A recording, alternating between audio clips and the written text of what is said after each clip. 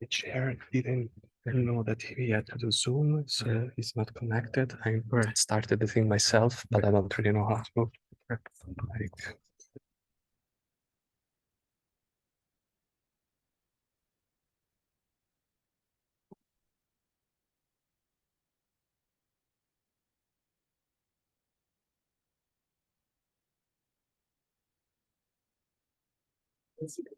Yeah, so, yeah, but it's not, we're not going to.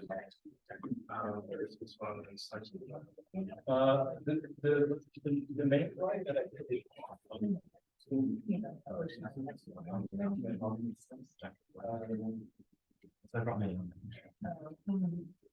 No, we can.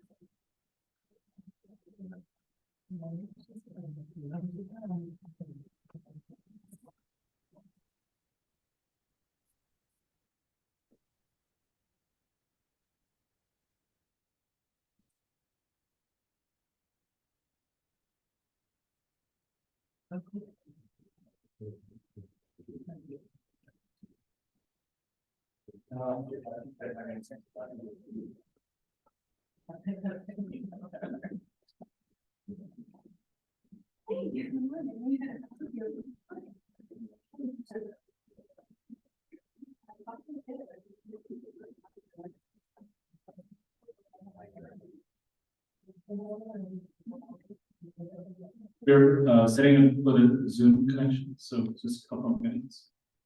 Time for coffee? Yeah.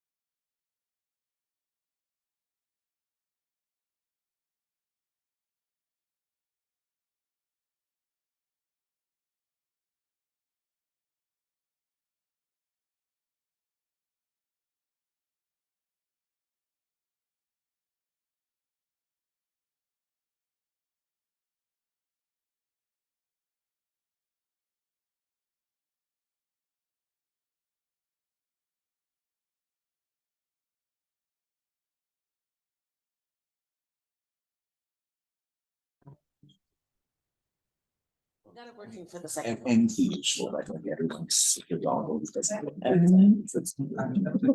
worked great by the second session. Recording.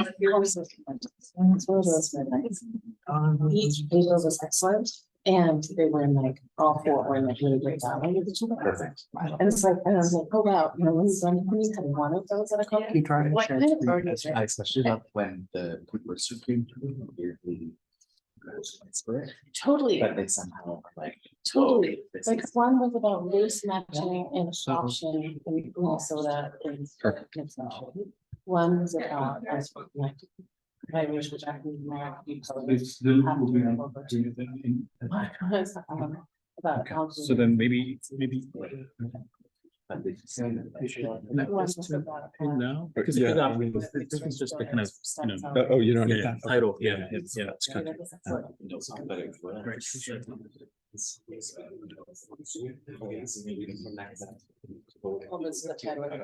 Okay, right. And the Oh, we do need audio, this. yeah, yeah.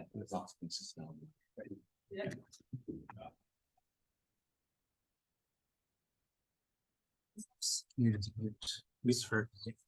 Thought it was muted. Right. I can mute my microphone. Do you think that's the issue? Maybe just temporarily.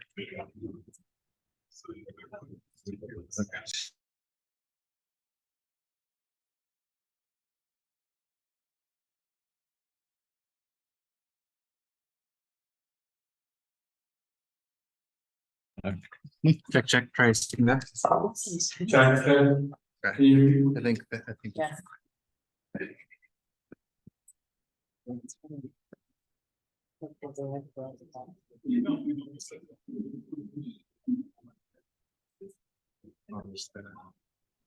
This is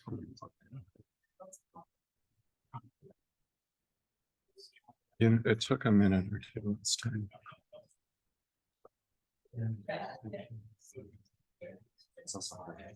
It did take a couple of minutes when we tested it a few minutes ago. there. There we go. Full screen of just the-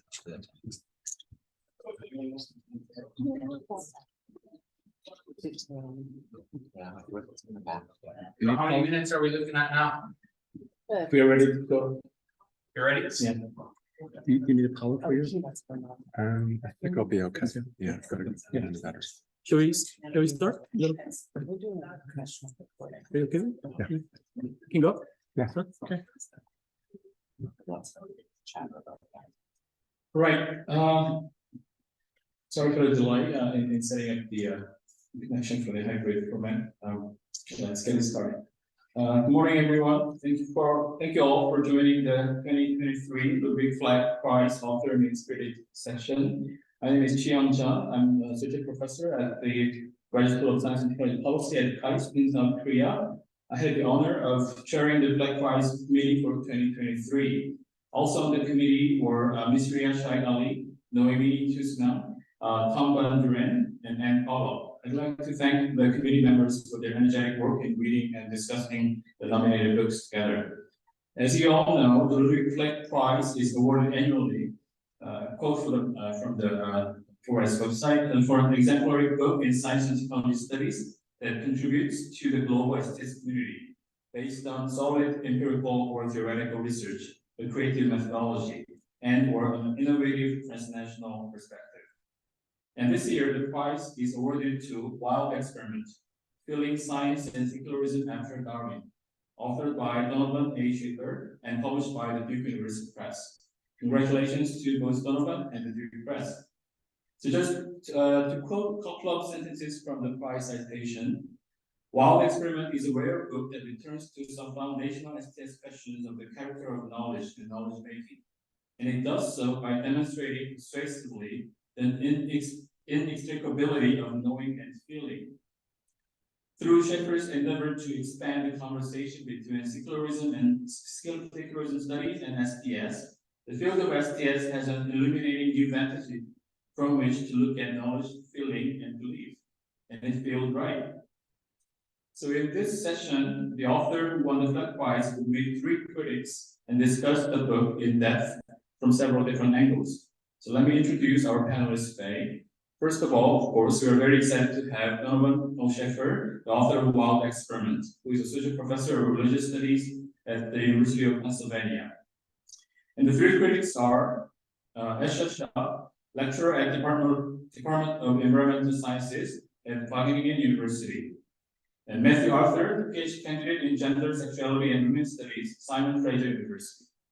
And Ann Paulo, Professor of Global Health and Social Medicine, King's College London. As I mentioned, Ann was on the Fleck Prize committee. So our session will proceed like this. We'll first hear from Donovan about wild experiment and the context of his research and writing. And then the three critics will discuss the book from their own perspectives. And after all three critiques, Donovan will respond to those critiques. After Donovan's response, then we can have questions or comments from the audience, as well as further conversation among the panelists. Okay, then without further ado, please welcome Donovan Schaefer and his wild experiment.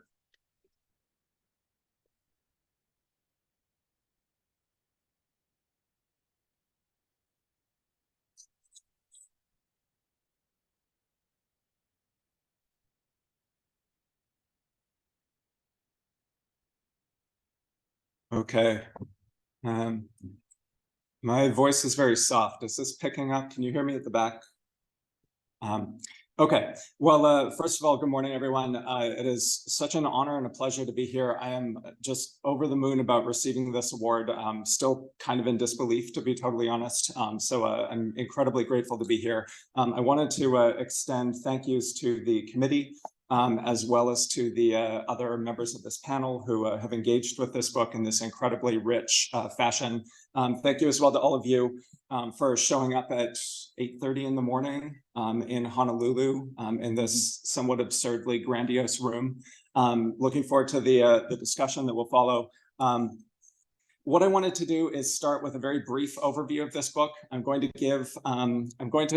of boiled it down into a few key points. I'm assuming people have not read it. Apologies if you have, and this is a bit basic for you. But I thought it would be the best way to kind of get everybody in on the ground floor with the conversation. So what I was interested in with this project was following a line of thought that is developed within affect theory. Affect theory in general is interested in the role of affects, feelings, emotions, however you want to classify them. I tend to use the word affect in kind of a blurry way, so roughly synonymous with feeling or emotion. But generally, I would say that affect theorists are interested in the idea that subjectivity, how we are, what we are, how we respond to the world around us, to others, to systems of power, is defined by affect. And my question was, how far does this go? How far does this extend when we are thinking about the way that we make knowledge about the world around us?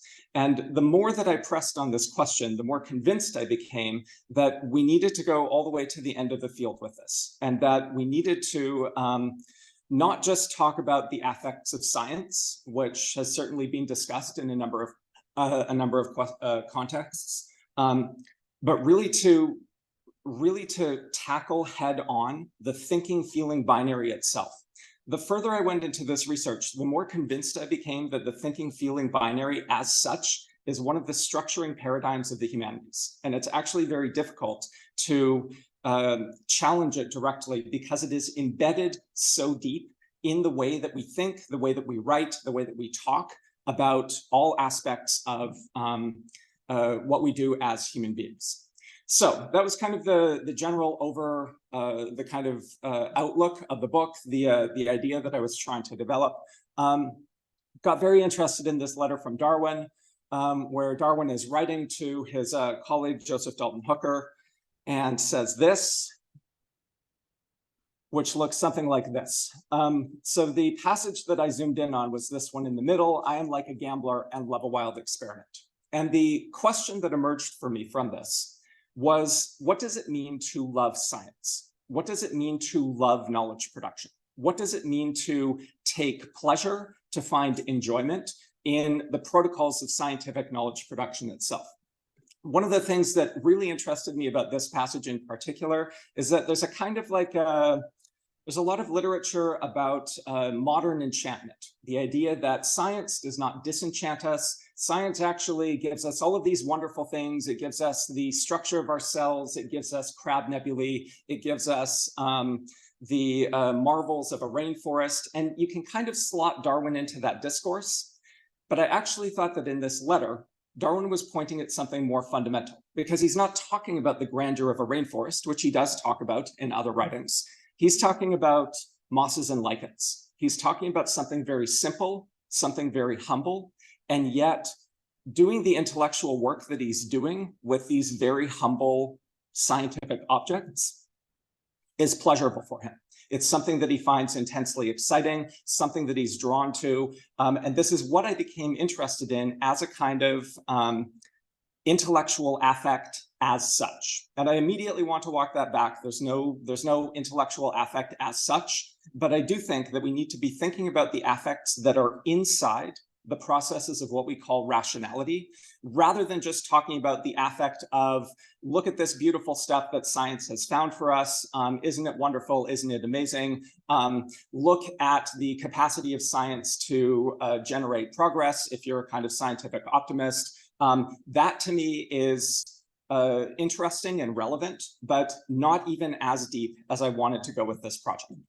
So that's the kind of overview. Let me give you a few key points corresponding to this book. This book is very citational. I kind of thought of it as a cocktail party where I brought a lot of different thinkers and authors together and just sort of let them mingle with each other to see what happened. And it's also a very argument-driven book. The way that I've boiled it down here is kind of different. So this is not like a map of the book. It's just some extracted ideas that correspond to the book. Okay. Hi, Donovan. First idea. So sorry to interrupt. The feeling-thinking binary is a construct. Hello? It's a construct that has a history. It's a construct that comes from somewhere. And it's a construct that does particular work. I was really inspired by this passage from Audre Lorde's Poetry is Not a Luxury, where she really says something exactly like this and offers a kind of mini genealogy of the feeling-thinking binary, where she says, this is an idea that comes from a particular place in time. This is a European idea. She associates it with a kind of patriarchal idea that divides thinking from feeling and suggests that we need to move on from the binary altogether.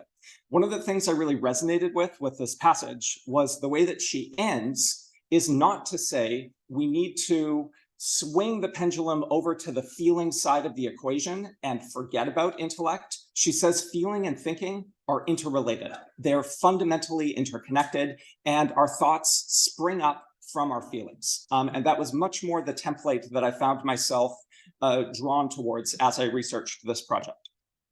Lots of great work has been done on this exact question of where the feeling-thinking binary comes from. I was really influenced by a lot of feminist and anti-racist thought while I was reading this. However, I also became wary of the kind of genealogical project that looks for a kind of moment and then says, this is when it happened. This is the guilty party. This is the culprit when the feeling-thinking binary really takes root. So genealogies like Alison Jagger's, I think are in the right ballpark, but you can also read somebody like Descartes or read figures from the European Enlightenment in ways that I think don't actually evidence a feeling-thinking binary in their work. And the really interesting part of this to me is that when you look back, even at the kind of canonical, like like supervillains of like the European Enlightenment, who we all like to beat up on now, you can actually tell the stories of their work in very different ways. Something happened between then and now that shifted the frame that we use to assess their work so that it looked like they were projecting a thinking feeling binary all along. But you could have come up with a different framework historically that told a different story about these exact thinkers. Okay, that's the first idea. Second idea, thinking and feeling are fully integrated. The position that I tried to advocate for in this book was an extreme position in which I said there is no domain of what we think of as rationality that is not defined by feeling, that does not emerge from this felt affective substrate of subjectivity. This is probably, in some ways, one of the more controversial ideas, although I find some people find this very obvious, and some people find it enraging. And I get both of those responses sometimes at exactly the same talk when I'm discussing this book. So it's always interesting to me, like how there's this polarization of perception, even in terms of what the conventional wisdom actually is. I'm just going to read you one passage that I find really interesting for thinking through this idea of the integration of thinking and feeling. This is from a philosopher of religion who is talking about the study of religion. But I think that what she says is actually much more broadly expansive to any kind of knowledge making that we do across the academy, the humanities, the social sciences, the natural sciences, what have you. The sensory patterns that guide our study can be subtle indeed. A tingle of awe in response to a text or ritual or event impels us to learn more. A wrinkle of confusion troubles us to revisit, a mark that remains and ask new questions, gather more data, consult other experts. A surge of excitement pushes us on as pieces of our research start falling into shapes of understanding we have learned to recognize. A sense of ease lets us know that our interpretations are objective or empathetic enough or will be well received. These micro moments in our lived experience, more than our stated principles or procedures, come to define our way of studying religion. So what I want to ask you to do, instead of comprehensively defending this idea, is ask whether this resonates with you. Ask whether in your own knowledge-making practices, you have this sense that at the core of what allows you to detect whether or not something is right is a feeling, is something like a felt process. So we can continue this conversation in the Q&A. It's too big to fully capture in this overview, but this is what I'm aiming at with this suggestion that thinking and feeling are fully integrated. Next point. This integration of thinking and feeling is both why scientific rationality works and also why it fails. I thought of this as a kind of methodological symmetry. I wanted with this theoretical framework to come up with an account both of why scientific knowledge production works and succeeds when it does work and succeed, but also when scientific or any other form of knowledge production fails. I think that both of these can be addressed by thinking about feeling. Just for the next couple of slides, I'm going to talk specifically about how this gives us a picture of science working. This is Mihail Polanyi, who I suggest we need to have a kind of turn back to, saying that Polanyi's work has been eclipsed by Kuhn, in part because of polemics that Kuhn himself launched against Polanyi, I think in part to bury Polanyi's influence. So I make this argument that we need to bring back Polanyi in part because he has exactly this sensitivity to the integral nature of feeling for scientific rationality. Scientific rationality is not something that is occasionally augmented by feeling for Polanyi. Scientific rationality is something that is made possible by feeling. If we did not have feeling, in Polanyi's view, we would not have any form of rationality. We certainly wouldn't have something like organized science. So it's precisely because we have feeling, because we are able to encounter the world in a way that is affectively rich, that we are able to reason about the world at all, let alone to do sophisticated elaborations of rationality like scientific rationality.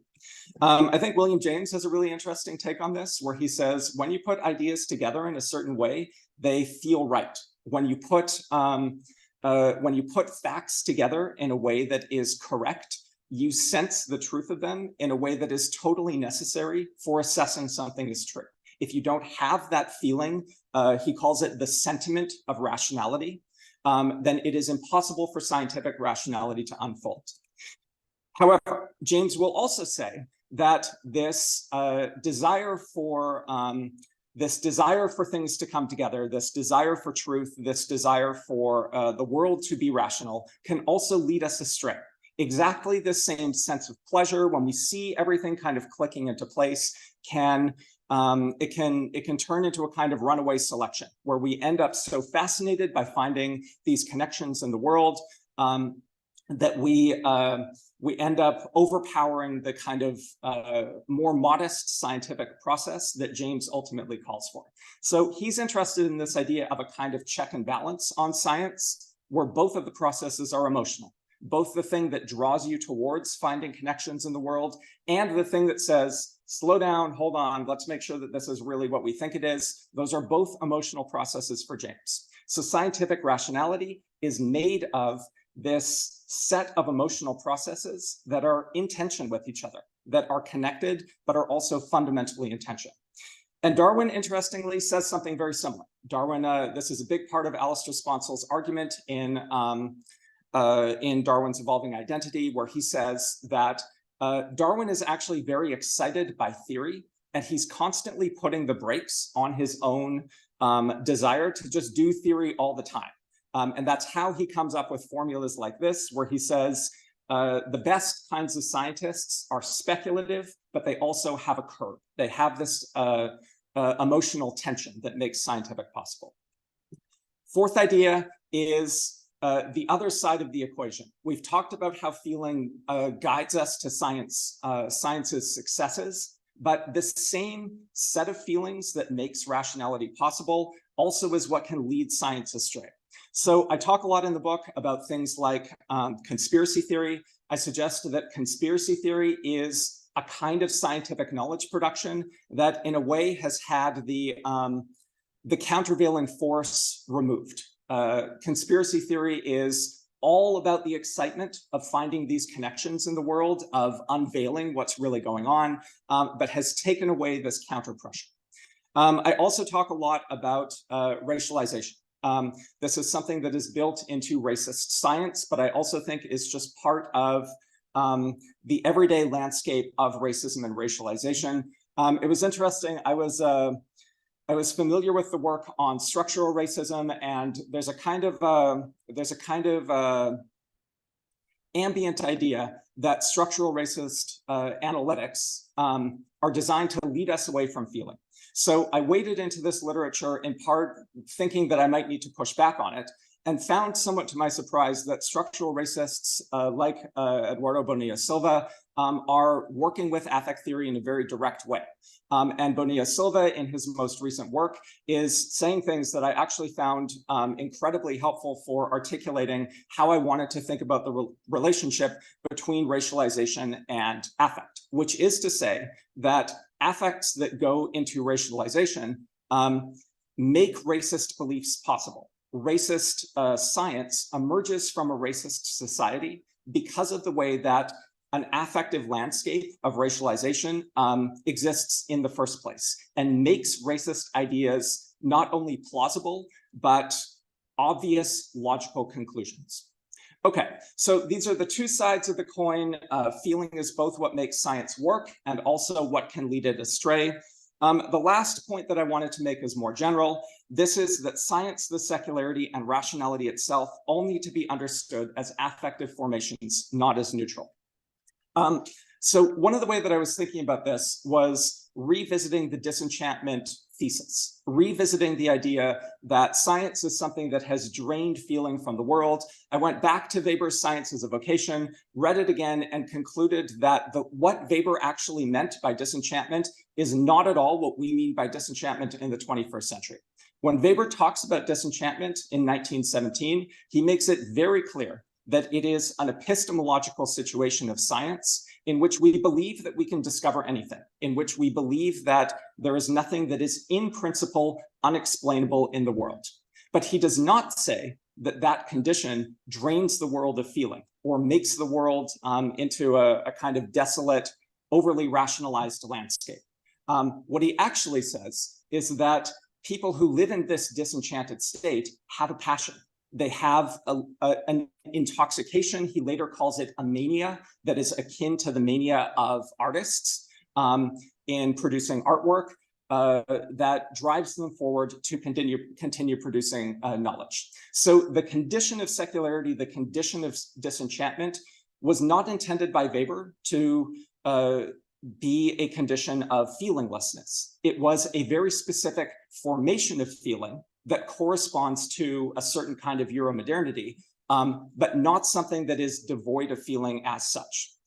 And this, I think, dovetails really well with certain post-colonial ideas, pushbacks on theories of secularization, which have essentially said that we need to see whatever the secular is as multiple, as material, as embodied, and even I would add as affective. So thinking about the conditions of contemporary secularity or secularities as something that is affective, was one of the sort of final overarching points that I wanted to leave with this book. Okay, really excited about the conversation. Thank you all so much.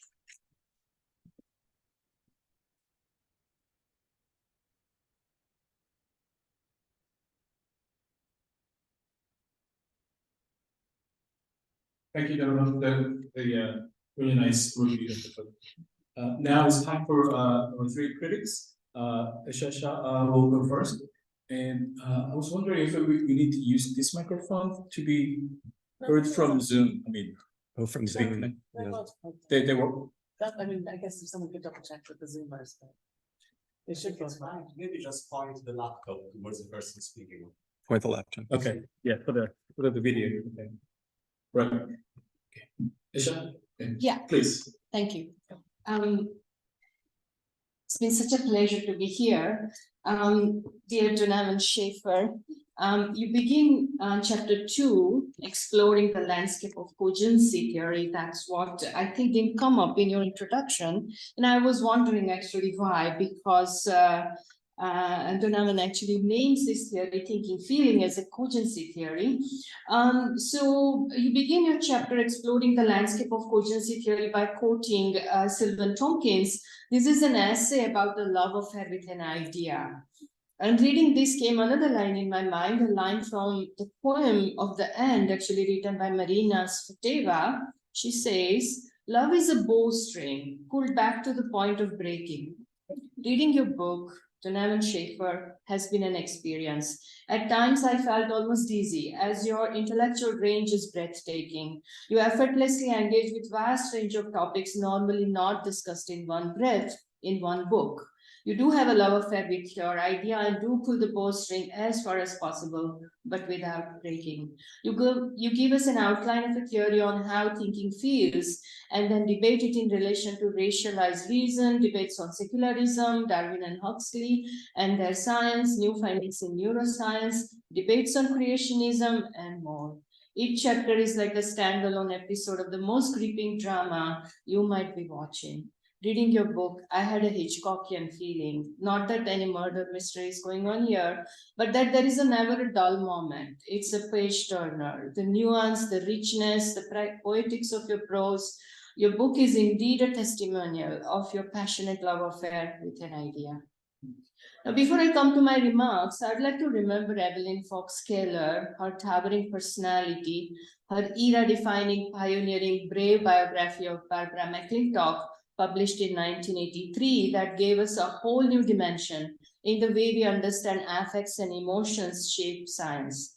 Personally, for me, her work had a life-changing inspirational impact on my own exploration of how all forms of knowledge emerge from deeply personal and emotional place. But I'd like to quote here what Keller wrote to me in 2018 after reading the draft of my book on Who is the Scientist Subject, Affective History of the Gene, about to be published at that time by Routledge.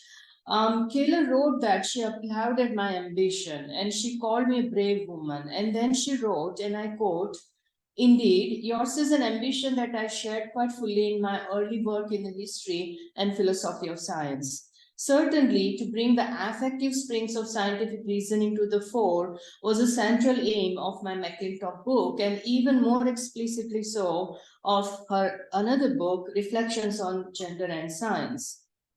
Now, Keller described her book on gender and science as psychoanalysis of science. But then her tone actually turned somber. She wrote, "Ultimately, I gave up. The resistance in the history of science community to any kind of subjective analysis was just too strong."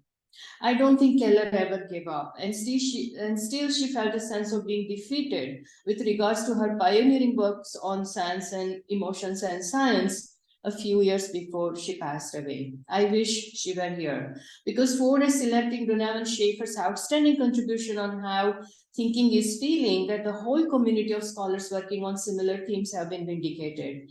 And I feel deeply honored to have been asked to share my thoughts celebrating Schaefer's remarkable book, which has opened up this space for the discussion on the topic that at best is marginalized and at worst treated with suspicion and even at times with antagonistic and ridiculing aggression. Engaging with Schaefer's book, I have 3 remarks, points of concern, comments. My first concern relates to how in your book you propose that the cogency theory, how thinking feels, applies to all forms of knowledge. You use knowledge and knowledge making as a master term that applies to mathematics, science, history, philosophy, humanities, and all other forms of formalized knowledge making. 2, informal everyday knowledge about the world, like a group text or a Reddit thread or the incident of people watching at a cafe. How all forms of knowledge is formed by inseparably combined effects of thinking and feeling, and how, you write, and I quote, knowledge making can give micro-level delight in the subtle click of things coming together. Schaefer also mentioned that in his introductory talk. Now, this is the key line in Schaefer's book. While I totally agree that thinking and feeling are inseparable in making all forms of knowledge, and I feel concerned about treating formalized science and everyday forms of knowledge within one frame. Is there a way to distinguish racialized cultural prejudice expressed in a public or in a private space from science driven by such racialized prejudice? Call me an old-fashioned Popperian, but I believe that institutional forms of science acquires its authority and legitimacy from its method, its verifiability and replicability, its aspiration for truth and objectivity. While I use each of these terms very carefully, qualifying that their meanings and how they manifest in a particular scientific case, in a particular historical context, are highly contested, they still constitute the bedrock of scientific institutions, which then allow the possibility that science can be systematically contested, challenged, and reformed. Cultural prejudices of a group of people watching a soccer game at a cafe or thinking as a feeling expressed in a Reddit thread cannot be so systematically challenged. Without this distinction of science and non-science, I fear that all knowledge may collapse into merely opinions. Personal or collective does not matter. This is precisely the reason why historians of science are wary of inducting feelings into making of science, what Keller was referring to, which means that thinking feels applies radically differently in the making of different knowledge categories. And I am particularly interested in exploring how cogency theory can then redefine what it means by science, what we mean by science, and who is the thinking and feeling scientist.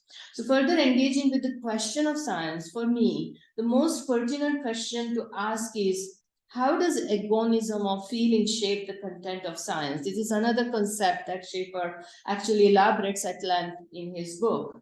How can we open the black box of science, how to show how thinking feels is integral to the making of the hypothesis, the method and the choice of the problem being investigated, and how empirical data are collected and what results are considered valid, and so on.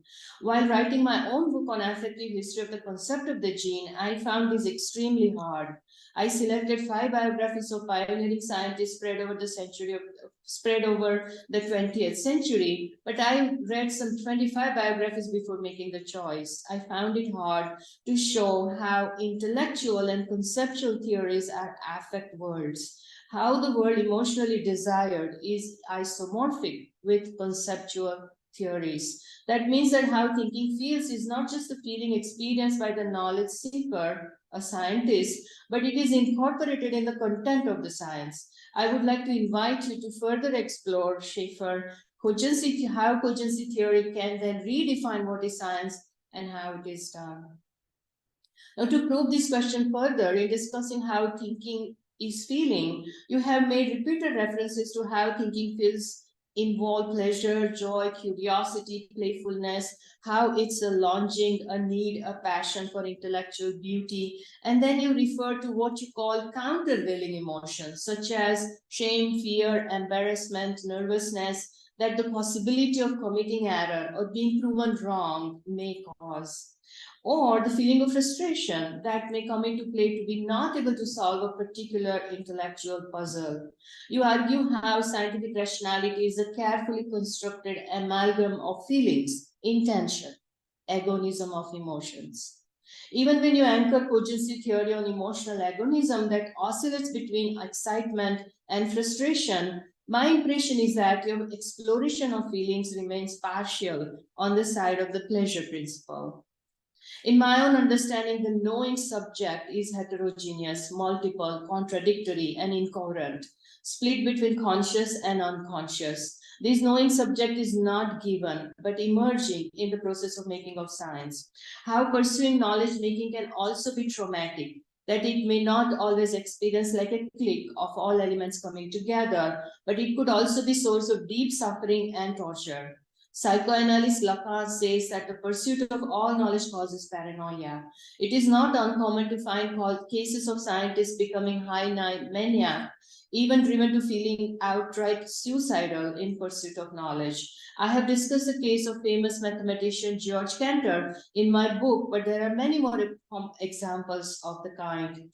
While at the same time, how knowledge itself can be an expression of traumatic and painful experiences, how unhealed pain stays in the body, as Gabor Mate and Van der Kolk argue, how trauma stays in the body or how body keeps the score for a long time after the event of the trauma has passed, and how this pain can be a profound source of knowledge making. At the same time, how theories on psychoanalysis show us that the unconscious order reason or put serious obstacles in the path of the rational conscious, and how rational reason cannot comprehend or control unconscious. And indeed, you profoundly show in the chapter on Darwin and Huxley the complexity and internal contradiction of the knowing subject and how they inform the science with mutually contradictory propositions. You discuss at length how in his manuscript Origin, Darwin questions racial differences while in his book Descent, he affirms the racial differences. While he never used the word white or Anglo-Saxon, but he frequently wrote about savages. In these regards, I also feel that you express a degree of anxiety about what you call the other emotions. You write, and I quote, "If knowledge is felt, it is always in intimate proximity to other things we feel, things we want, including our secretly severed prejudices." And then you say, and I quote, "Science as a felt process produces good knowledge, but is also susceptible to contamination." I feel there is a proposition if there was some kind of a pure knowledge existed, and then when we induct feelings, it opens up the possibility for contamination. And the word contamination assumes that there was something that was pure, and then it got mixed up with the bad stuff.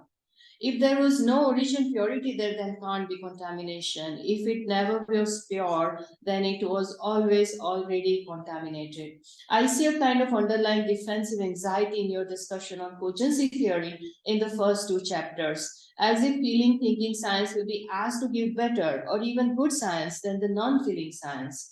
Also, there is a kind of tendency for apologia, or how inducting feelings may contaminate reason by bringing to fore all unruly other emotions, including prejudices. Here, I think your love affair with your idea is still a bit wanting. You don't pull the strings far enough.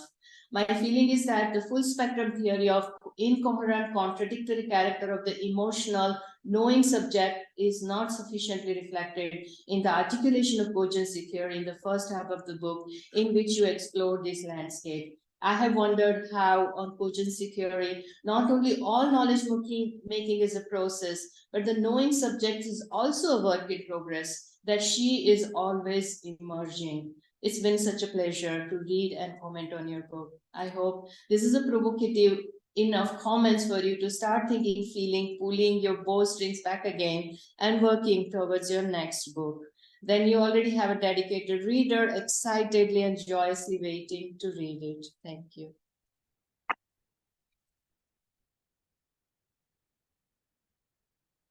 Thank you, Aisha. And next we'll hear from Matthew. Yes, sir.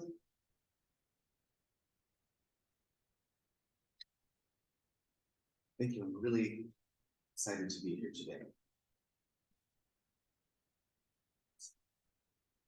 Around a decade ago, in a short provocation for cultural anthropology, Anne Riemel pushed back against the prevailing methodological sensibility of STS.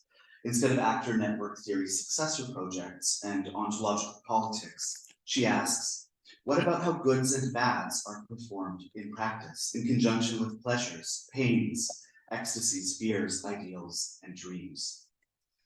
or the various shapes that processes may take, back and forth conversations, tinkering, caring.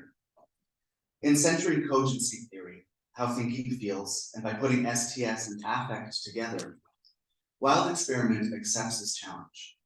As a feminist STS and multi-species scholar, a theologian trained in Indigenous studies, and an editor of an affect studies journal, in many ways Donovan's book tells stories now crucial to my own work, to the constellation of disciplines I inhabit. I want to briefly make some adjacent links and openings, feeling my way through the book's touch points. Cogency theory, or the feeling of knowing clicking into place, the sense of science, its passions and power trips, racialized reason, but also otherwise ways of approaching knowledge making.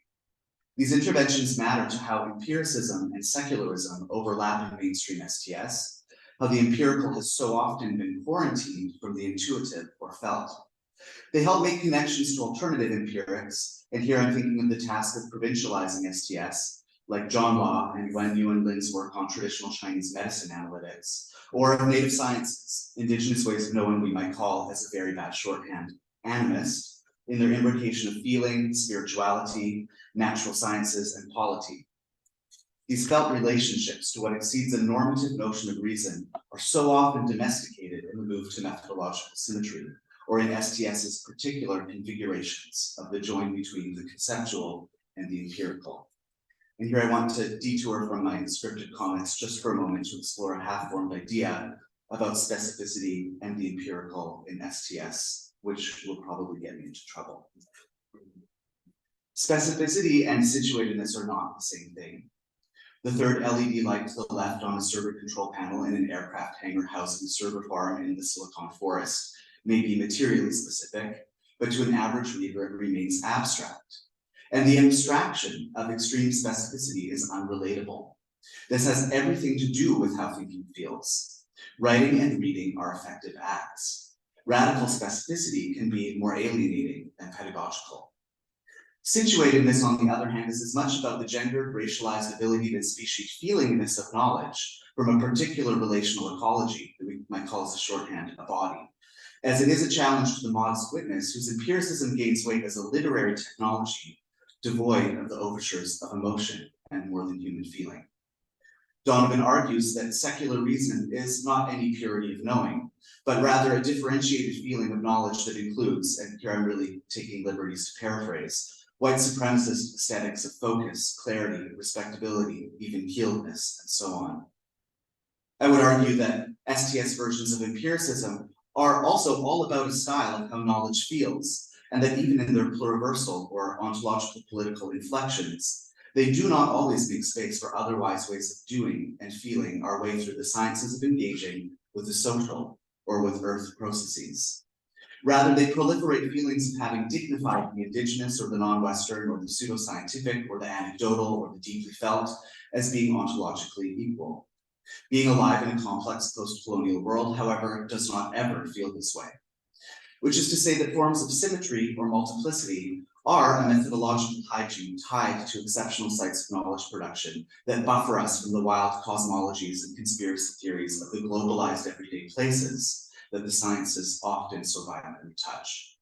This is explicitly why I teach STS and affect studies together as a choreography of imploding and composing, unpacking how the world has been complexly made by being interested, passionate, and caring, what Joseph Dumet calls arduous homework, and putting a non-coherent world together in ways that matter. And this requires paying attention to vibes, moodiness, antipathy, public feelings, and national sentiment, felt but indeterminate atmospheres, and so on.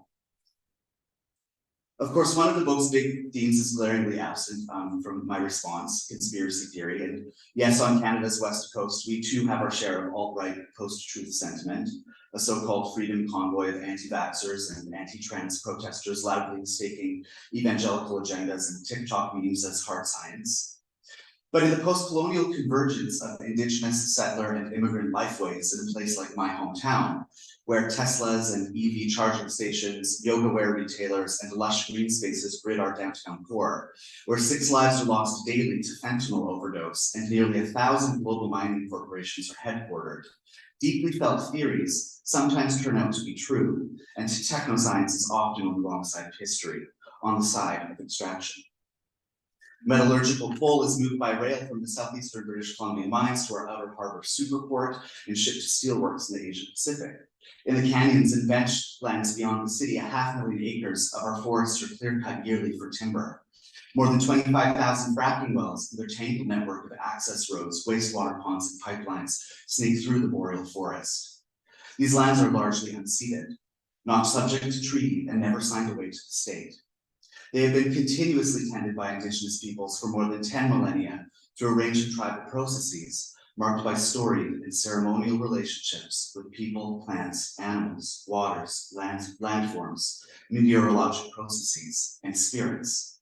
The frictions between unresolved Indigenous title and corporate interest play out in courtrooms, campaign platforms, protests, and racist policing cultures. In a landmark land claims case, Delta versus British Columbia, the judge declared Indigenous practice and land tenure to occupy a, quote, much lower primitive order.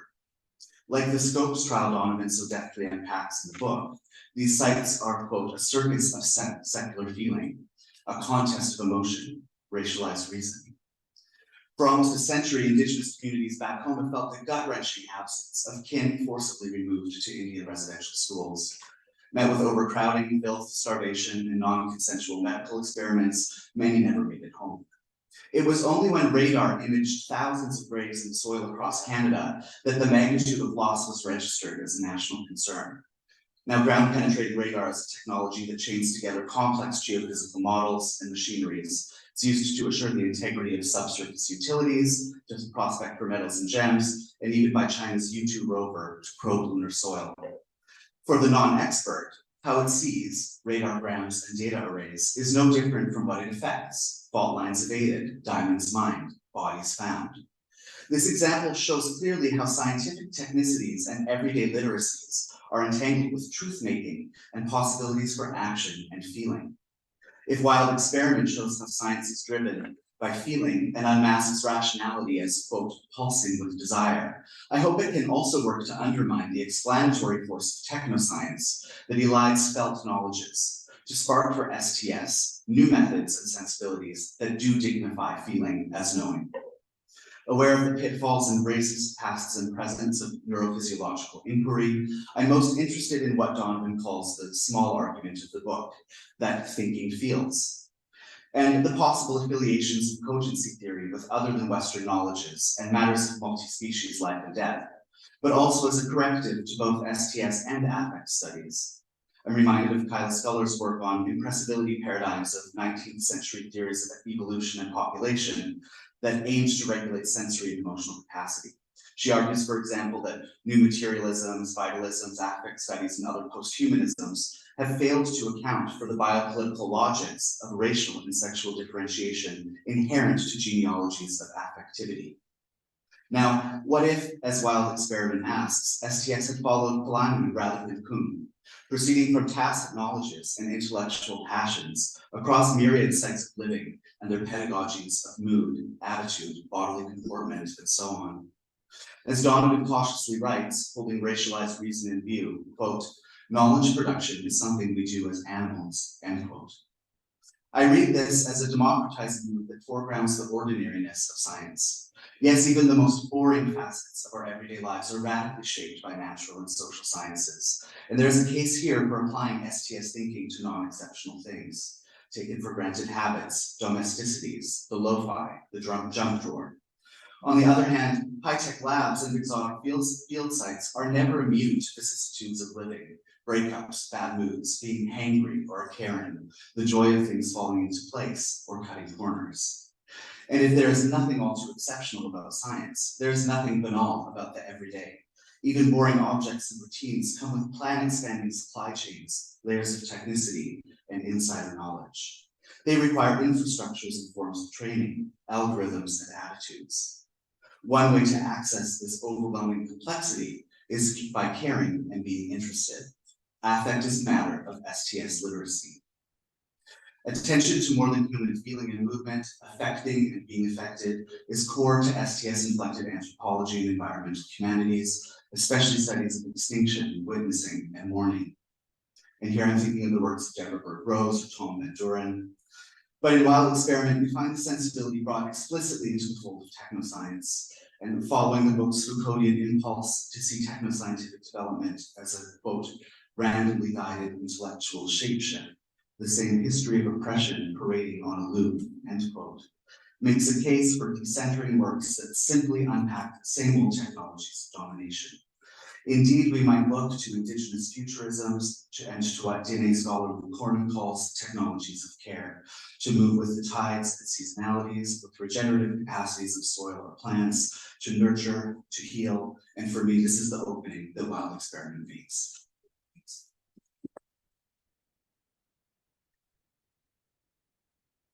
Thank you, Min. The last critic is Paula.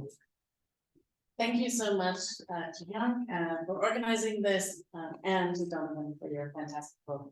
It's such a privilege to join this conversation about a book that I absolutely adore. As someone who is not engaged with religious studies in any substantive way, I did not expect to be captivated by this book. Part of what made it accessible to me, in addition to the lucid writing, was its robust engagement with canonical STS literature, as well as with feminist and anti-racist scholarship that I do know well. So bold-faced names for STS, such as Bruno Latour, Thomas Kuhn, Evelyn Fox Keller, and more, as well as anti-racist and feminist scholarship by Audre Lorde, Eduardo Bonilla Silva, Mel Chen, and more. And yet a key thing that made it interesting to me was that it brought those too often siloed literatures together with each other, and with new to me literatures in a way that is original. Because of these unusually inclusive citational practices, most readers will find a mix of familiar and new points of reference. I was struck that perhaps in part because of the capaciousness of the reading, Wild Experiment doesn't feel as cliquish as so many theory-oriented books do. By bringing together multiple conversations oriented around a common concern, but that are usually happening in parallel, I was impressed that this book is quite distinct from the books by the tight networks that often get recognized both in STS and in intersectional feminist scholarship. Wild Experiment thus offers many 4S scholars with a new voice, which is so refreshing. My brief comments today are organized around 3 elements: the core STS concerns with feeling and knowing, the engagement with the erotic, and the potentially broader audience value of grounding ourselves in calm passions in the era of the internet pylon. Let me first dig in a bit to how the book engages core STS concerns. So the central question of the book is the inextricability of thinking and feeling. And this is both a very classic STS question at the core of knowledge making, and it's also one that's essential to our age. Wild Experiment's take feels both relevant to longstanding STS concerns, for example, by insisting on symmetry and how we locate the cause of true and false beliefs, and at the same time, fresh. So this core concept of cogency is, I want to quote from the book in order to give listeners who haven't read it a bit of a feel for the distinctive voice and style, as well as, of course, the concept itself. So Schaefer writes, "To say that an argument is cogent doesn't mean exactly that it's true. It means it appeals, or it's compelling. It means it feels true. It has a pull, a weight.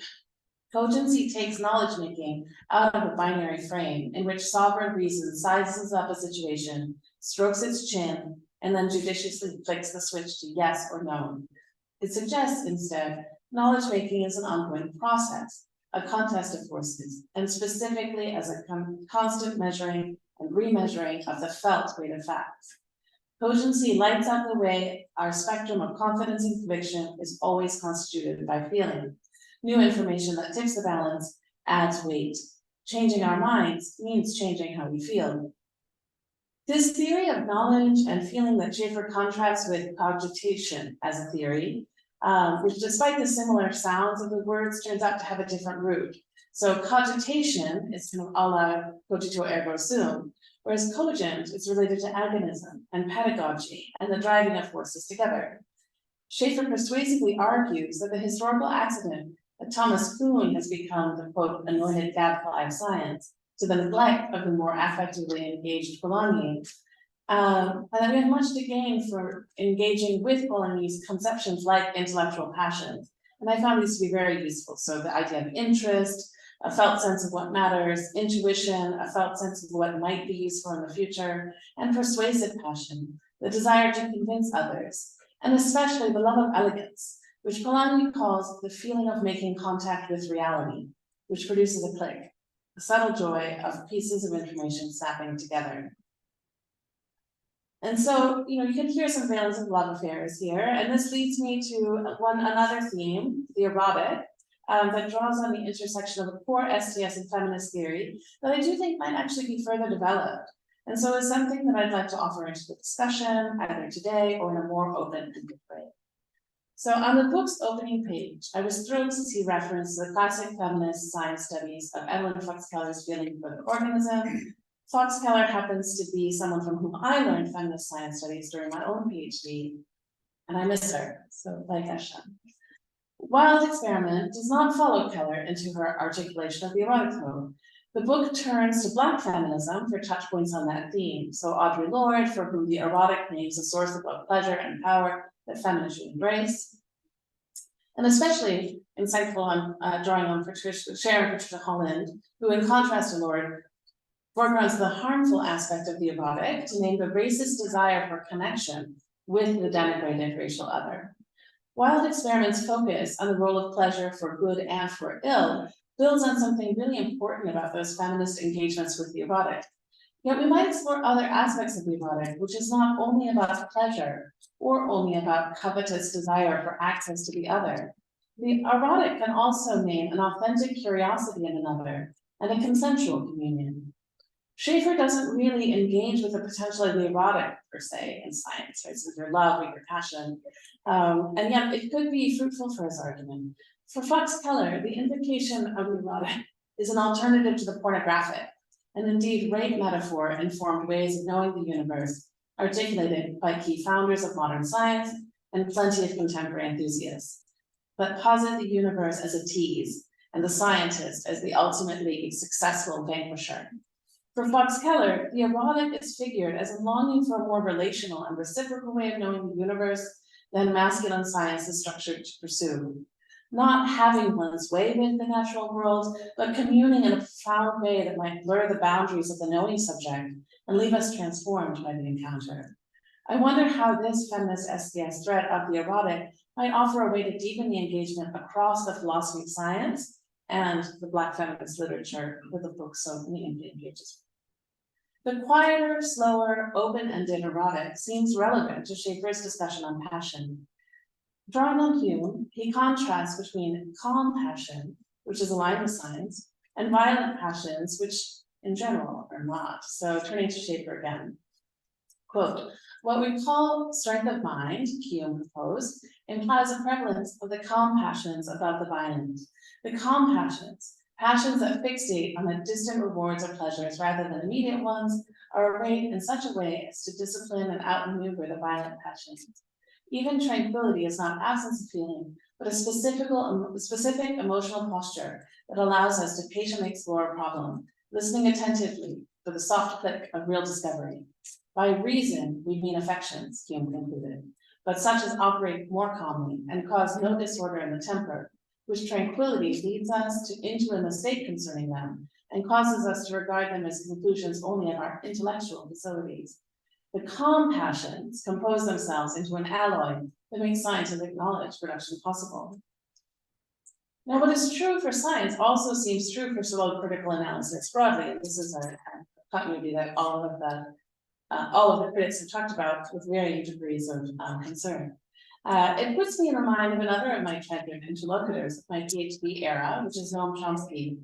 When trying to grapple with the horrific events in Israel and Palestine of late, I find myself rereading Chomsky, appreciating his calm passion.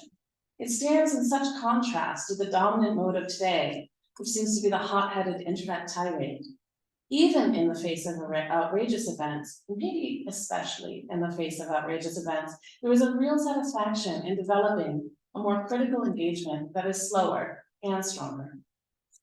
This in turn leads me to my final theme on the ways that Wild Experiment might be brought to bear on broader conversations. The insights into topics of wide and timely interest, such as the allure of conspiracy theories, could almost have made this a trade book. I wonder whether Schaefer has considered broader audience writing and also how he sees this book in relation to current wider circulation books and broader conversations. For example, Naomi Klein's Doppelganger has gotten a good deal of press, and so others here may have read it or heard of it. Naomi Klein tracks the divergent paths taken by someone with whom she has surprisingly often been mixed up, which is Naomi Wolf, who was one time a high-profile liberal feminist and who has become an anti-vaccine conspiracy theorist and darling of far-right radio. To understand the appeal of that weird world, not only for Wolf, but also for so many, Klein recounts one of Wolf's bizarre claims. According to Naomi Wolf, COVID vaccines have dehumanized people of New York City because the nanoparticles have made them lose their smell and generally seem less human. However, while being clear that this is gonzo stuff, right, it's not the case, Klein acknowledges that there is something that feels true about what Wolf is saying. So Klein says there is a lifelessness and enemy to modern cities, and it did deepen during the pandemic. There is a way in which many of us feel we are indeed becoming less alive, less present, lonelier. It's not the vaccine that has done this, it's the stress and the speed and the screens and the anxieties that are all byproducts of capitalism in its necro-techno phase. But if one side is calling this fine and normal, and the other side is calling it inhuman, then it should not be surprising that the latter holds some powerful allure.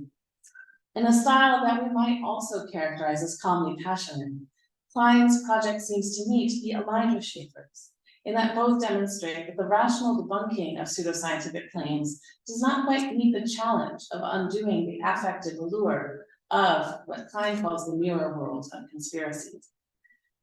I wonder whether Schaefer has any reflections on Klein's book in particular, if he's read it, and or reading recommendations for other books, popular especially, that might engage with this, and or plans to bring these ideas to broader audiences.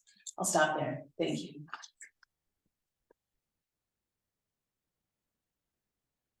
Thank you, Anna, and also all three critics. And then now we'll hear the response from Donovan, the critics, and after that, we'll also have time for questions or comments from the audience, as well as the discussion among the panelists.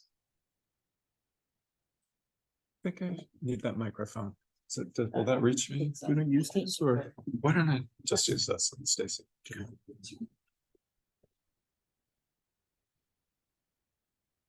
Okay. Apologies to those of you on Zoom. You're going to be staring at my chin for a few minutes here while I read my notes. I am so humbled and grateful by all these responses. The keynote, Professor Beeman, that we had on the first day was talking about food, the need for kind of like thinking about academic work as sustenance. And this really just felt like incredibly rich, healthy food to me. So I just could not be more grateful to all three of you for these responses. Thank you. So I just have notes here, and I've already talked a lot, so I'm just going to kind of work my way through some of the points that the critics made in turn. So I wanted to start with Asha and this wonderful snippet that you gave us from your correspondence with Evelyn Fox Keller in response to your book, Who is the Scientist Subject? And it comes back to something that I was thinking about and mentioned in my opening remarks, which is that I get very split reactions from audiences sometimes, where some of them seem to think that this question is already settled and we've already moved on from the idea that thinking and feeling are separate, and others just sort of, jump in the trenches and immediately go to war with me with the very idea that thinking and feeling could be unified in a kind of programmatic way. So it's interesting to me to hear that as late as 2018, Evelyn Fox Keller was still in a state of pessimism about the prospect of this. My own sense is that a lot of people have encountered this idea in various ways. And part of like what I thought of this sort of cocktail party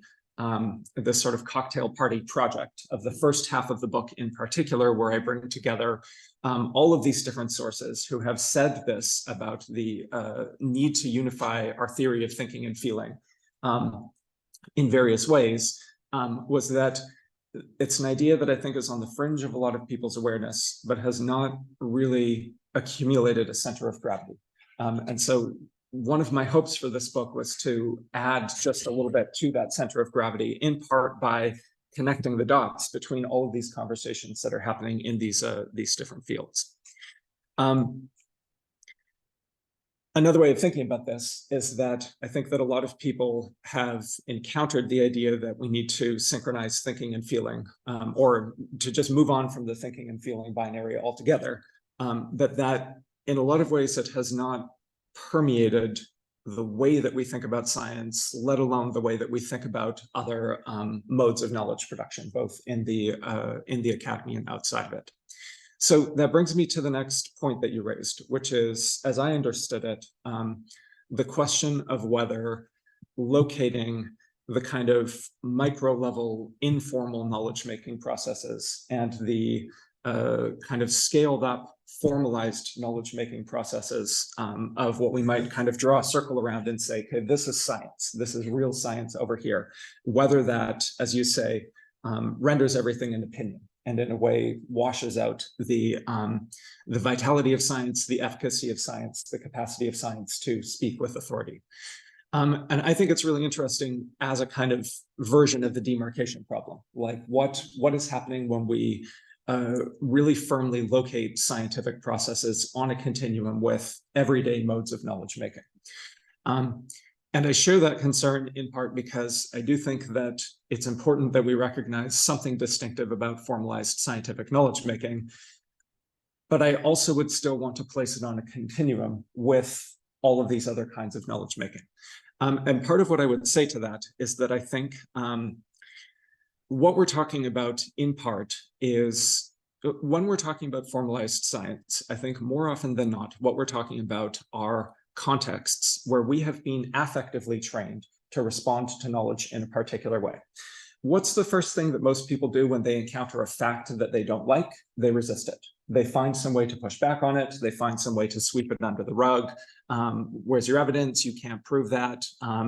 Who told you that? What's the source of this? They find a way to repel that information as well as they can. One of the ways that I'm kind of speaking out on a limb here, so I'd be very interested to hear thoughts on this, but one of the ways that I've kind of come to think about this is that part of the way that we train scholars, or even train undergraduate students who go on to do whatever it is that they do, is that we are training them to resist that knee-jerk impulse to reject information that you don't like, that we are training them to kind of surf this wave of this sort of wave of unpleasantness that hits you when you're encountered with a piece of information that you don't like, to train them to kind of surf through that and to look around and see where they are once they've surfed to the other side of it. And I've really come to see this, especially in the way that I teach undergrads. Undergrads will, they'll encounter something that they don't like and they will push back on it. And I see a big part of my job with them as working with them to understand their own pushback, their own reflex, which is saying, this has to be wrong because I don't want it to be true. And I think that there's a lot of value. I think we are all doing this. This isn't some thing that I discovered. I really think this is just standard pedagogical practice, especially in the humanities, but also I think in the sciences, to teach students to deal with frustration, to deal with information that they do not like. So one way of thinking about this would be to say that the zone of formalized science is a space where people have been specially trained to try to turn pieces of information over in their hands and figure out how they feel about them without just responding to this, without just sort of riding the wave of this initial, I don't like this. But I would also say that non-scientists can be very good at this. And scientists, including academics of all stripes, science in the kind of general sense of Wissenschaft, humanities scholars, social and natural scientists, academics can be very bad at it, in spite of the training that we may or may not have received. So this is where I would want to, on the one hand, affirm what you're saying, that we need to recognize some specificity in the zone of what we're calling formal science, but also maintain this idea that we're talking about a continuum. and that this continuum can in part be defined by these affective knowledge-making practices. You asked if there was a bias in favor of thinking about pleasure in this book, and I think that's a really fair point. And I was your response was just so illuminating. I had the advantage of being able to look it over before this, so I was thinking about it when I read it. And I think that in part that bias towards pleasure, or that skew towards talking about the correlation of scientific knowledge making and pleasure, is a function of thinking about click.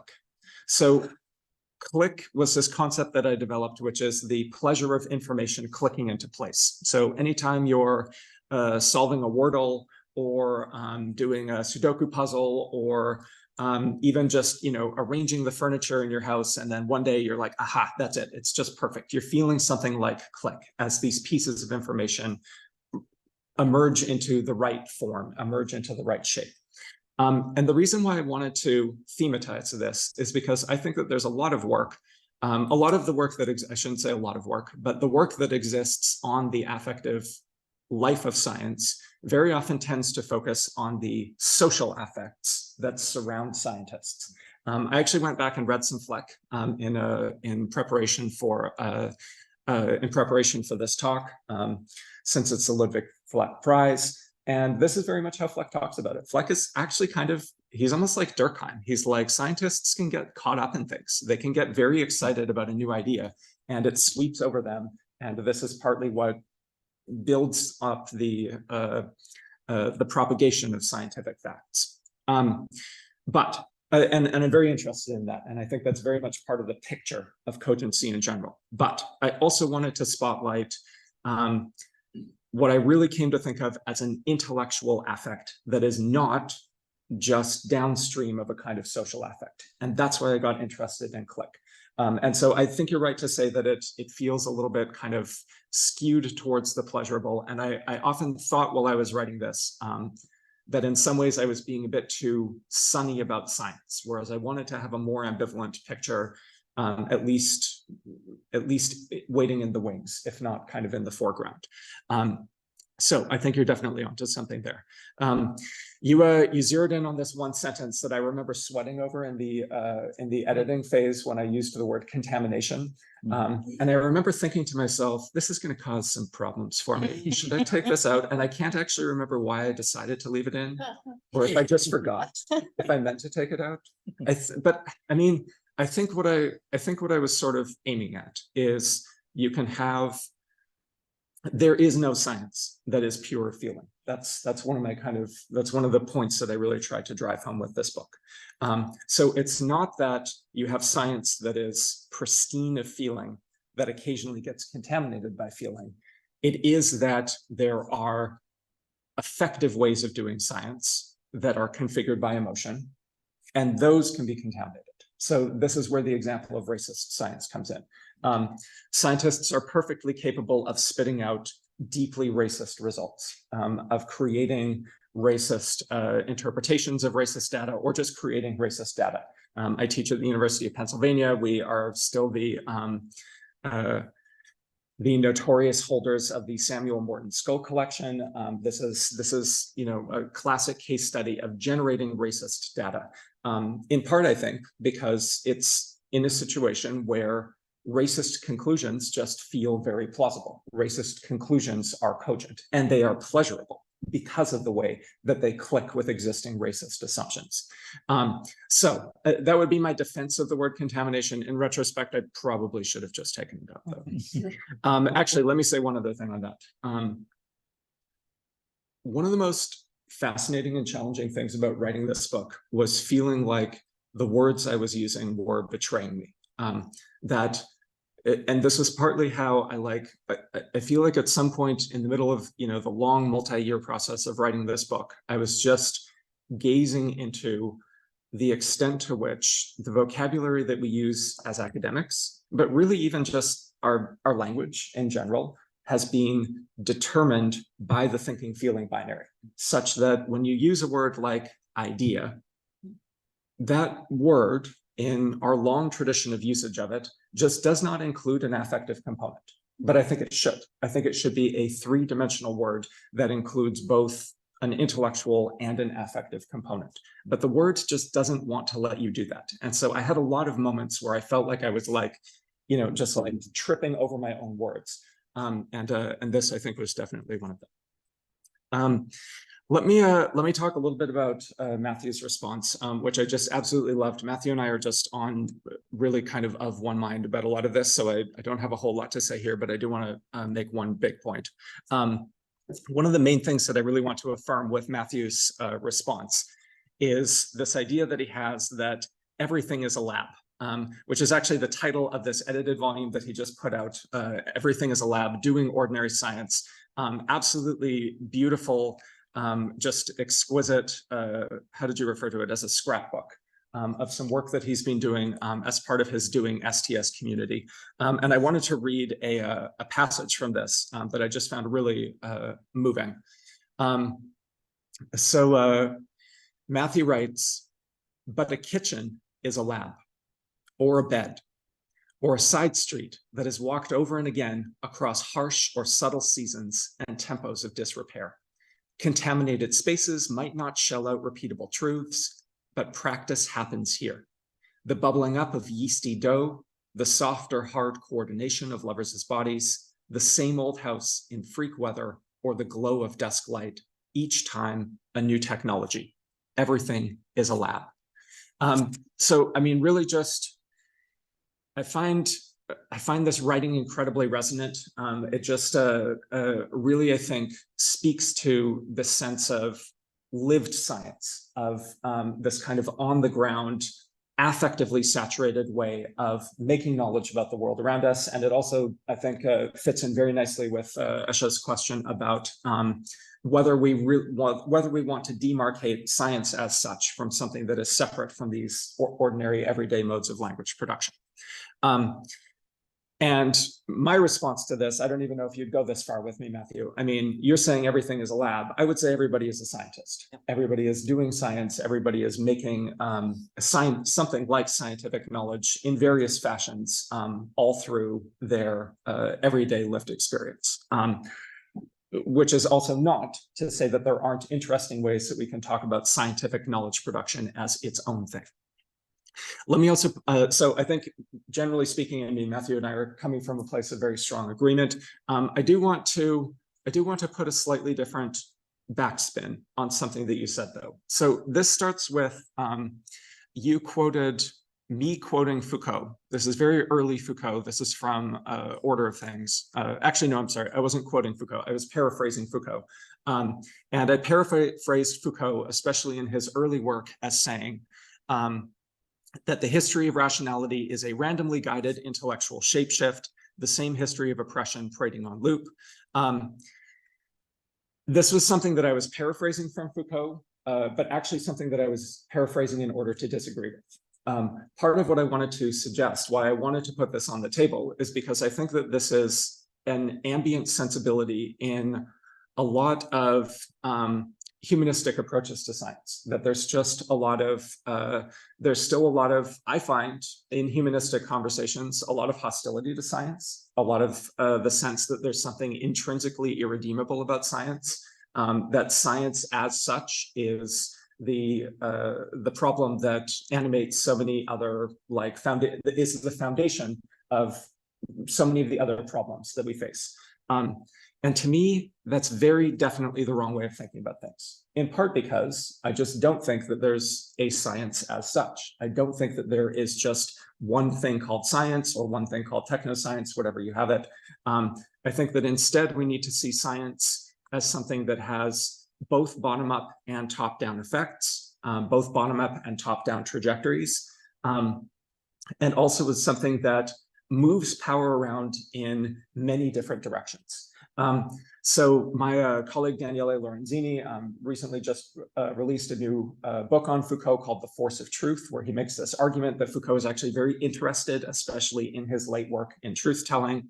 I'm also just very influenced by the way that I think Foucault really wants us to rethink power itself in a non-binary way. So one of my big touchstones is Eve Sedgwick, who says, the project of affect theory is the project of moving beyond binaries.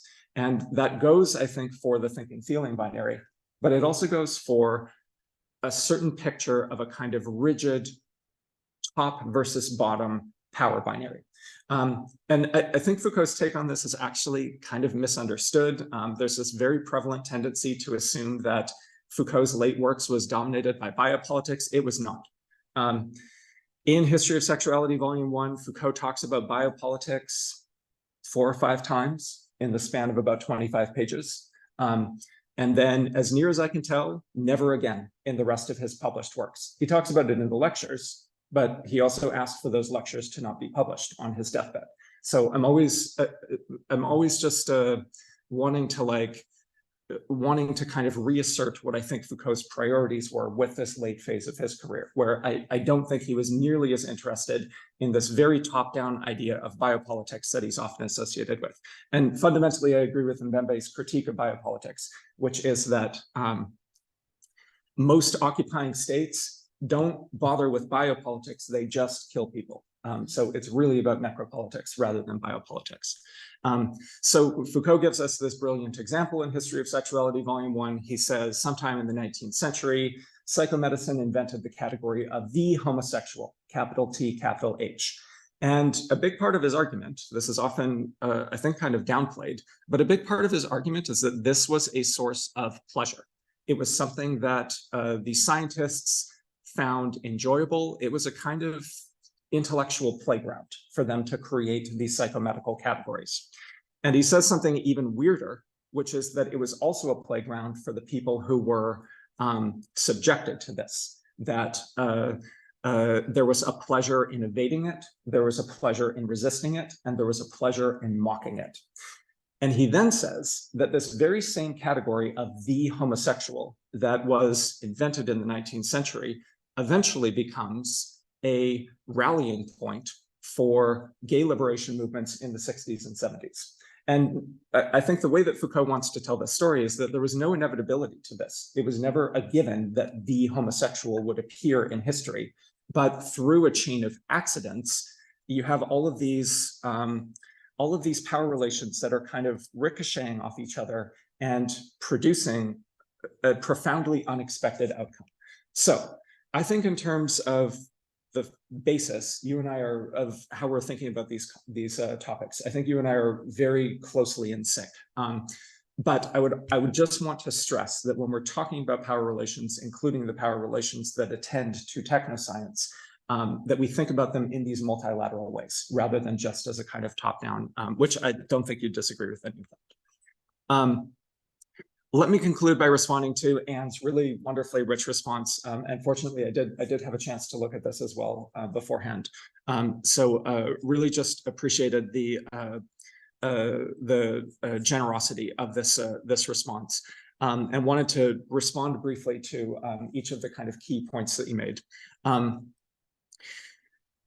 You asked this question about whether there's a way of, because I talk a lot about pleasure, and I take the side that Sharon Patricia Holland takes, which is to say that pleasure is not something that is intrinsically liberatory. And she's actually very directly pushing back on Lord here. She says pleasure is not intrinsically liberatory. Pleasure is something that can cement oppressive power relations in place, precisely because there is a pleasure that attends to oppression or to racialization itself. Or to racism itself, I should say. And I like your provocation that we can maybe reframe pleasure as something like the erotic, and use that as a way towards creating a more relational science. And I was thinking, my kind of, the echo in my head when I was reading this was Donna Haraway talking about care, and in particular, multi-species care, and how so much of care, real care, is knowing the specificity of the creature that you are caring for, that you really need to know what this particular human or this particular dog or this particular forest needs and wants. And care, real care, relational care, is something that is activated in part by learning as much as possible about them. So I found that really resonant, and I liked this idea. In my field, and just my kind of assessment of theory conversations generally, there's a lot of talk about relationality that I find a bit washed out, and that I think doesn't do adequate political work. And I think the way that you were characterizing this does do that political work. I think that you were sort of pushing this concept of relationality that can sometimes be very watery. Okay, who are we related to? Why is our responsibility to a patch of forest more important than our responsibility to the people who might need to log that forest in order for their livelihood? Like, how do we adjudicate which relations matter? And I think that the way that you were prompting me to think about this, I found very, very helpful in kind of talking about relationality as something that requires specificity in your engagement, in your relationships with others. I also really liked, it's interesting because I do talk about that compact passions idea, and you quoted the Hume passage that I drew on in that a little bit. I talked about it a little bit in chapter 1, but I realized that I didn't actually do nearly enough of it in the book as a whole. So it was really interesting reading your reflections on how to maybe attach this more strongly to the book. And I really liked how you were connecting it to the landscape of the contemporary media scape, the way that we're kind of, the way that our ongoing attachment to the media landscape has changed, because I don't think we were ever detached from the media landscape. I think that we're, this to me is a kind of Donna Haraway moment. We've always been cyborgs. And, when you read the Cyborg Manifesto, it's very clear that one of the main ways that Haraway is interested in how we become cyborgs is information. It's the way that we are enmeshed in fields of information. But I was thinking about what you were saying about social media, in terms of this question that I've been thinking about a lot lately about tempo. So I recently got tenure, and one of my projects post-tenure has been to slow the fuck down and try to just like take my foot off the gas and not, see myself as in this need to kind of constantly be producing, which was very much my mentality for the past 10, 12 years. And so I've been thinking a lot about slowness and how our environment, including and especially our media environment, which I'm much too immersed in, contributes to a kind of constant like acceleration of our tempo. So, I mean, one of the questions I'm really interested in is how, I don't want to talk about social media as something that is fundamentally new, because I think we've always been in this mediatized space. But I do think that it's interesting that if you explore a social media feed, if you are scrolling through your social media feed, you are being exposed to a quantity of images and ideas and just other people whose space you are suddenly in. You are being exposed to a quantity of new perspectives that is unprecedented. Like there's just, I don't know that there's any time in history that you would have just had so many ideas and images and people in your space in such a short period of time. So I like this idea that we can correlate this to, exactly this question of how we cultivate compassions as part of the doing of responsible science or responsible knowledge making in general. And lastly, you asked this question about whether, forgive me, I haven't actually read Naomi Klein's new book yet, but I have read some reviews of it, and it sounds really fascinating. And because she's interested in Naomi Wolf, who is such a visible conspiracy theorist, and conspiracy theory was so much the subplot of this book. It's something I want to spend some time with. I did actually put out a public-facing piece of scholarship on conspiracy theory with something called The Conversation, which has a very effective, a very like straightforward republication portal. And so and it's open access. So it got picked up and republished in all of these places. And I got some truly fascinating pieces of hate mail through it. But it was also very interesting. And I do think that you're right that there's a kind of importance to this, to steering these conversations into a more public context. I've become really interested in the question of whether we are in a moment where academic books are really the best means of disseminating academic knowledge. And I don't say that with an eye to, we should all immediately get on Twitter or Blue Sky or whatever and become public scholars. I think that we need disciplined, concentrated, extended modes of academic knowledge production. But I also think that people are really struggling with books themselves at this moment. So I don't know, things like this really interest me, like in part because they are short books. And I think that there's a lot of value in creating shorter, more agile interventions that can maybe intersect with these conversations in productive ways. Okay, that's just kind of a random variety of responses to these really wonderfully generous readings. So thank you all so much.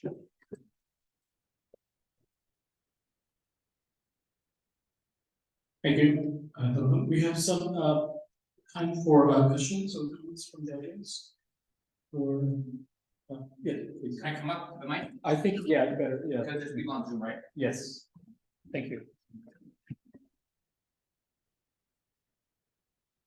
I was not familiar with your work, and I'm going to echo your thesis. I've got these thrills of pleasure, and maybe if depending on how this goes, I might extend your thesis in a couple of different ways, talking perhaps about how.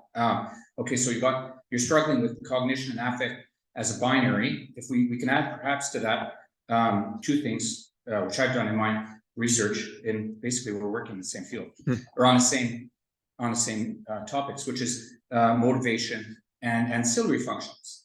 For instance, I study sleep. Sleep is neither purely affect nor cognition. It's an ancillary function. Motivation. I experienced some affect while listening to a talk. I actually left, and because went to sleep. Pardon me. And went to sleep. No, I went to get a coffee. So I just went to rouse myself further, which is kind of weird. Because I'm an integrative design-oriented, quote-unquote, cognitive scientist, but I'm trying to find a better way of describing myself. I'm not a cognitive scientist anymore because I'm interested in humans as autonomous agents. So I've got this thing called the Ideal Manifesto. You can look at it; it's available online. So there's the motivation part is important, and we need to learn to discuss. So I'm going to say a bunch of things, and you can respond. We need to learn to discuss our emotions. Like I'm really opposed to postmodernism. I don't see a patriarchy. All these different things. People think I'm right wing. I'm just in Canada. I'm just a middle guy. But we need to find a way to talk without becoming offended, and yet knowing that we're offended and just continuing. Okay, so there you go. That's some of what I wanted to say. So yeah, the cognition. I've coined something called cog-x aff. So it's cognition, it's affect, and the X is everything in between. Coming back to your pleasure point, you were, I think, Professor Asha, if I got your name right. Isha is fine. Isha mentioned she kind of pushed back on pleasure as being central or super central to affect. It's obviously central, but there's other concepts there. And then so I looked in your book and I couldn't see Ra being discussed, Gilbert Ra, but he wrote papers on a chapter on pleasure and dilemmas, and also in the concept of mind, which I quoted in my thesis in 1994. So I'm old. Anyway, so he pushed back on the idea that pleasure is central to affect. He's saying, if you're playing golf, you come back and say, I really enjoyed that. That was really pleasurable. But you were probably not disturbed by feelings, these thrills of pleasure. Because if you felt that pleasure, it would actually disturb you and you would not play very well. So for instance, in a state of flow, which is very pleasurable, there is no pleasure. It's not a felt state. because because the key to flow is the timelessness, loss of sense of self. So the pleasure and loss of, anyway, so that's just an idea. You can go where you want with this.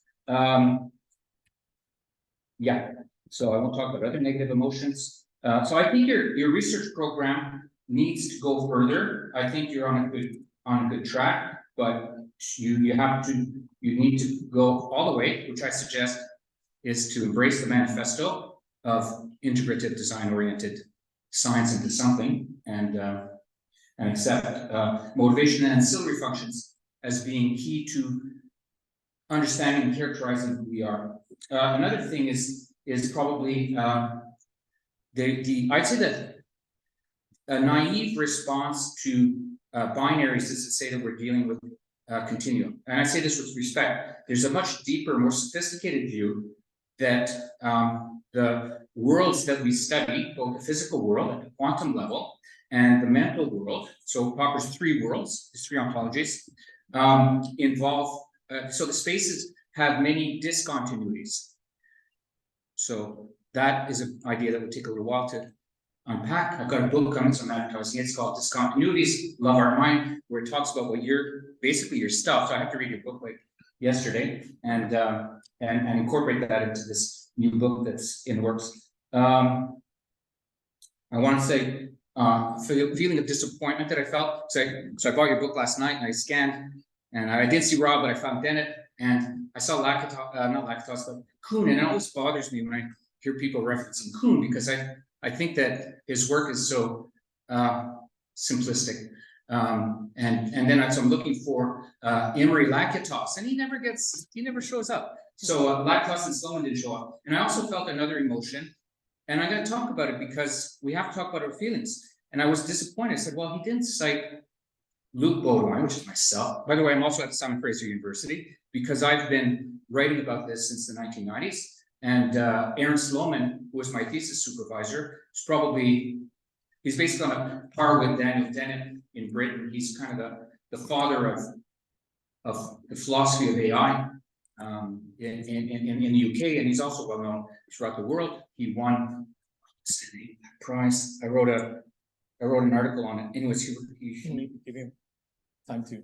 Yeah, I'm just sending lots of things. Okay, so but I want to suggest one thing I really liked about your talk. I mean, I liked so much about it. Was just I was actually having thrills of pleasure. So Gilbert Ryle was not always right. You had the strikes. You had these 2 concepts. So you're introducing new concepts, new discontinuities in our discourse, and that's important. I'm just going to throw 2 other concepts in the effective space at you, which I think is required for understanding our cog-ex av. One is mental perturbance, is the concept of emotion that Aaron Sloman proposed in 1980 paper called Why Robots Will Have Emotions. If you haven't read that yet, that's in the AI literature. It's kind of like part of the canon. So you got that. We only have 8 minutes Oh, in the session. I'm going to shut up. Sorry. Do you want this one? Sure, yeah. Thanks, Luke. That was a lot. I'm glad you had big feelings about the talk, and looking forward to hearing about your take on the book when you get to spend some time with it. Just a few very quick things. I mean, it's interesting to hear all your citations, and I get this a lot, where people will kind of like sort of, like a merchant, like kind of unfurl all of their like affect cognition citations in front of me and be like, well, did you cite this? Did you cite this?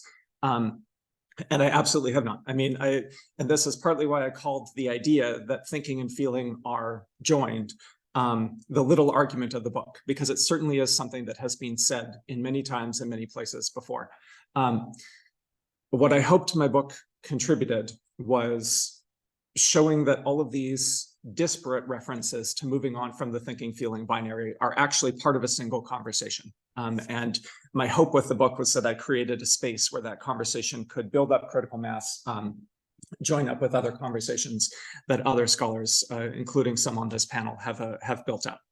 I liked your question about moving on from binaries and whether the right thing to do with the cognitive affective binary is to simply abandon it, or whether there's a more sophisticated way of amalgamating that. And I'm really open to that. I think that this is another area where I felt like I just did not have graspable models for how to think about the relationship between cognition and affect. One of the ways that, one of the kind of pictures that appeared in my head while I was working on this was this idea of a building. And the way that you can have like, you have like architect's diagrams of the buildings, you've got the isometric approach. So you've got like the front face, you've got the side face. Neither the front face nor the side face is the building. And if you think it's just the front face or just the side face, then you have missed something fundamental about the nature of this building. So rather than thinking of it as a binary, and rather than thinking of it as 2 points on a single line, I came to think of it as 2 intersecting but inextricable dimensions. But I don't even know how I feel about that. I'm not sure I'm really 100% confident in that as a response. So just a couple of brief responses to everything that you put in front of me. Okay. Yes. Can you Do people have to come up? I feel like that's imposing. Yeah, that'd be great. Yeah. I would not walk up in front of this room.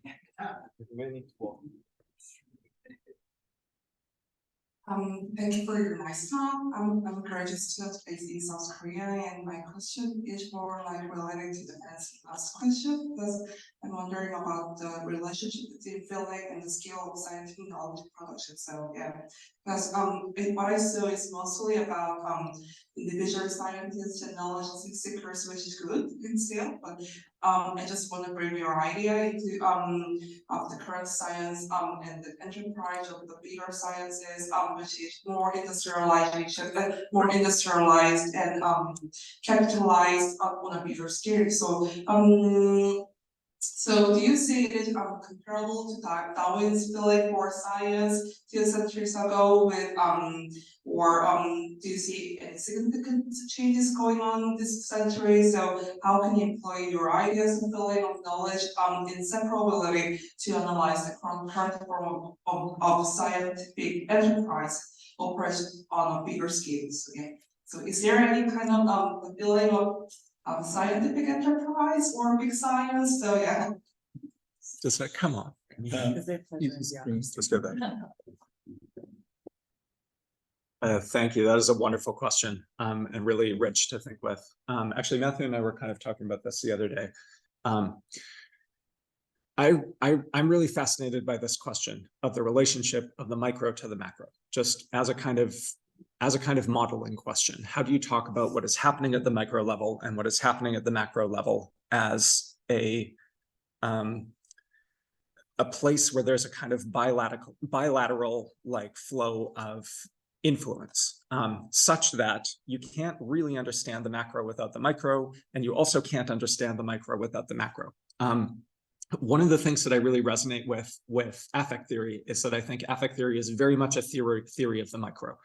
It's very much about the way that the texture of lived experience, including the way that we experience the world around us, the way that this room is set up, how does the space of this room shape the way that we're all experiencing the ideas that are circulating in this room, like these micro things, these things that on some level shouldn't really matter and should be kind of invisible to the really important serious analysis that we do as academics, actually really do matter. To me, that's one of the insights of affect theory, is to look at how these things flow upward to a kind of macro scale. So what I would say is that I think when we're talking about hyper-capitalized science or hyper-industrialized science or hyper-networked science or hyper-professionalized science, all of which I think are good descriptors of science in the 21st century, and none of which, at least not with the hyper prefix, would be characteristic of science in Darwin's time. Yeah, I mean, you could say it's capitalistic science, but it's certainly not professionalized. It's not industrialized. Are there differences? Absolutely. There have to be differences because there are new structures that emerge at the macro level that then have these kind of downscale effects. At the same time, I think that it is really important to focus on scientists as bodies. And this to me is again the kind of insight of affect theory, is to look at scientists as creatures that are made by the field of forces around them and that experience the world in a particular way. I was working with some of the Huxley material, and I'm blanking on his name. Who's the guy who writes the Huxley biography that I read backwards and forwards? He also wrote Darwin's Sacred Cause. What's his name? Anyway, I forget. Desmond, yes, thank you, Adrian Desmond. So Desmond has this line where he says exactly this. He says, in some way, it's strange that I found myself writing a biography of Huxley, because biography is viewed as a kind of reactionary genre because of the way it focuses on individuals.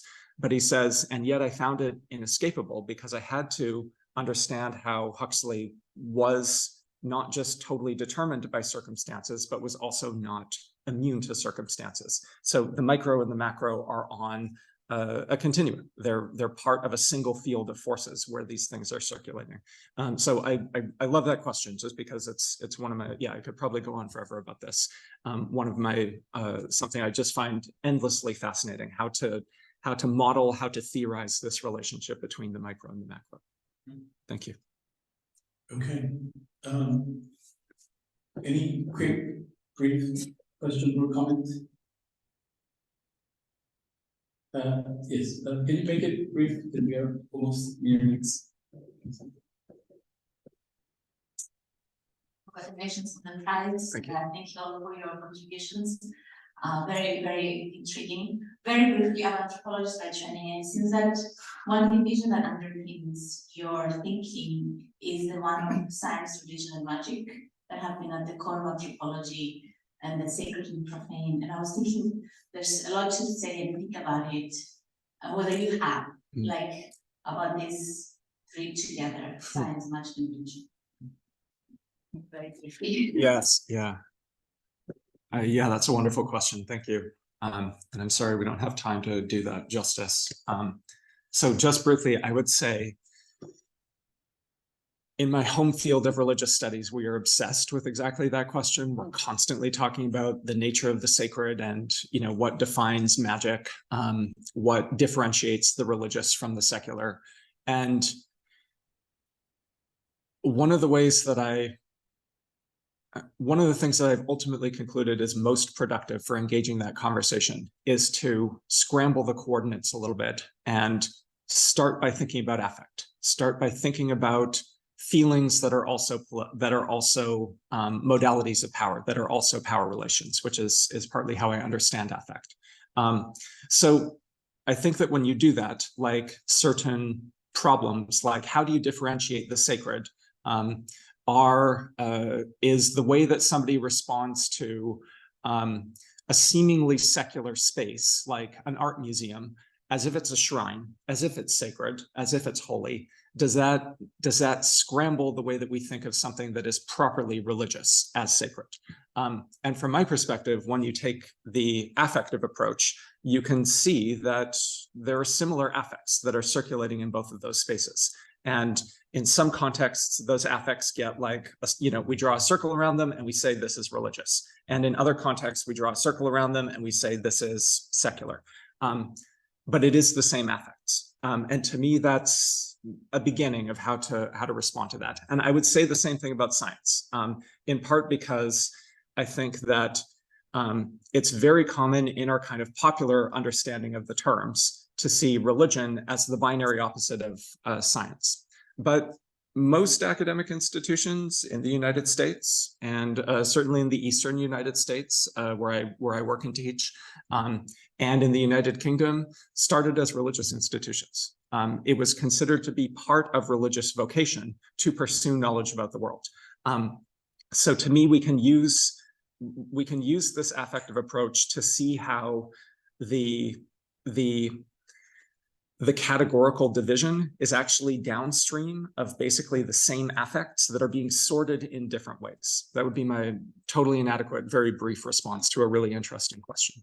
Right, thank you. I'm sorry, we cannot hear more from our panelists unless you have urgent comments. Yeah, maybe then we can end the session by giving a couple of seconds to for final remark, or do you want to say? I have said more than enough, but if you want to continue the conversation, please reach out to me by email. Okay.